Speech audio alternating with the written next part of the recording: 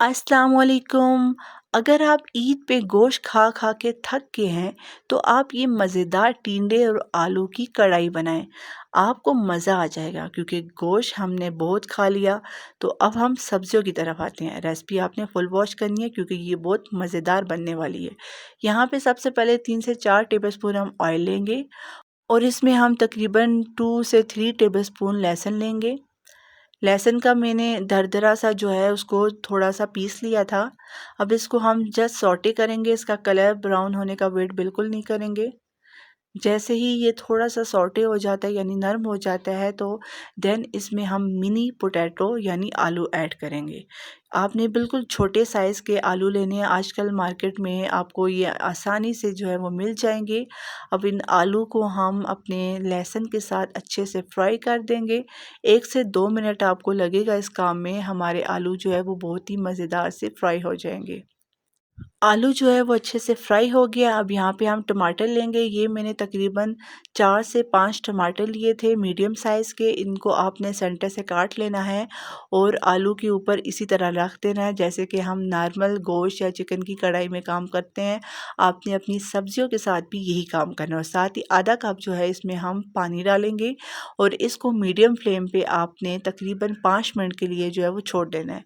5 minute बाद आप देखेंगे कि हमारी टमाटर की जो स्किन है ऊपर वाली जो थोड़ी हार्ड होती है तो वो सॉफ्ट हो चुकी होगी। उसको आपने जो है वो निकाल लेना है। आपने देखा होगा यूजुअली जब हम कढ़ाई बनाते हैं तो उसमें भी यही स्टेप करेंगे क्योंकि आज हम सब्जियों की कढ़ाई बना रहे हैं। तो हम कैसे इसके साथ ऐसा काम नहीं करेंगे, हम इसको भी उसी तरह और उसी तरह प्यार से बनाएंगे। चलिए यहाँ पे हम तकरीबन सारी स्किन जो है वो टमाटर से रिमूव हो चुकी है।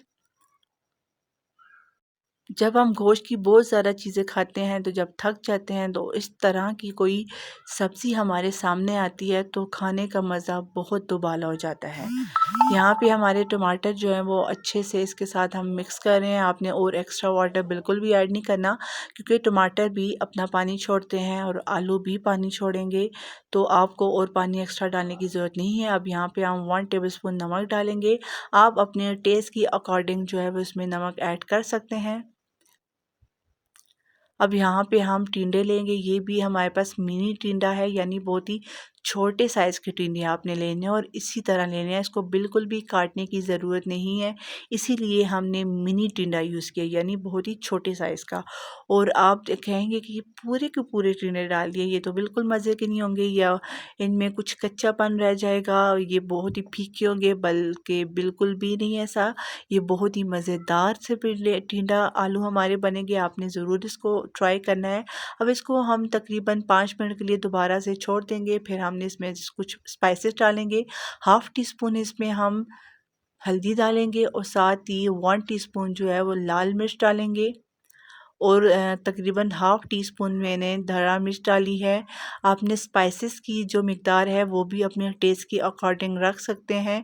यहाँ पे मैंने जो है हम जो नॉर्मल स्पाइसेस लेते हैं उससे थोड़े से ज़्यादा ऐड किया है क्योंकि थोड़ा सा करारी सी सब्ज़ी हो ना बड़ा मज़ा आता है खाने में रोटी के साथ। अब इनको आपने अच्छा सा मिक्स कर लेना है। मिक्स करने के बाद अब दोबारा से इसको आपने 15 से 20 मिनट के लिए दम पे इस तरह छोड़ देना है कि हमारे टिंडे और आलू अच्छे से जो है वो नरम हो जाए यानी पक जाए। अब यहाँ पे 15 से 20 मिनट गुजर चुके थे। हमारे आलू और टिंडे बहुत ही अच्छे से जो है वो कुक हो गए। ओवर कुक आप देख सकते हैं बिल्कुल भी नहीं हुए। कोई टिंडा कोई आलू हमारा जो है वो बिल्कुल भी नहीं टूटा। अब आपको मैं इसको निकाल के बताती हूँ आलू को कि हमारा आलू कितने अच्छे से जो है वो पक चुका है। इसके साथ ही चैनल पे जो नया है मेरी वीडियो को लाइक करें, सब्सक्राइब्स करें और बेल आइकन को ज़रूर प्रेस करें। लीजिए जी हमारी बहुत ही मज़े की आलू टिंडा कढ़ाई तैयार हो गई है। जिसने भी ये कढ़ाई हमारे घर में खाई है उन्होंने इसकी रेसिपी ज़रूर मांगी है पर मैंने नहीं दी थी। मैंने कहा इंशाल्लाह चैनल पे डालूंगी तो आप वहीं से देख के इसको ट्राई कीजिएगा। ठीक है, फिर अपना ख्याल रखिएगा, दुआ में याद रखिएगा। मिलते हैं एक नई वीडियो के साथ। अल्लाह हाफ़िज़।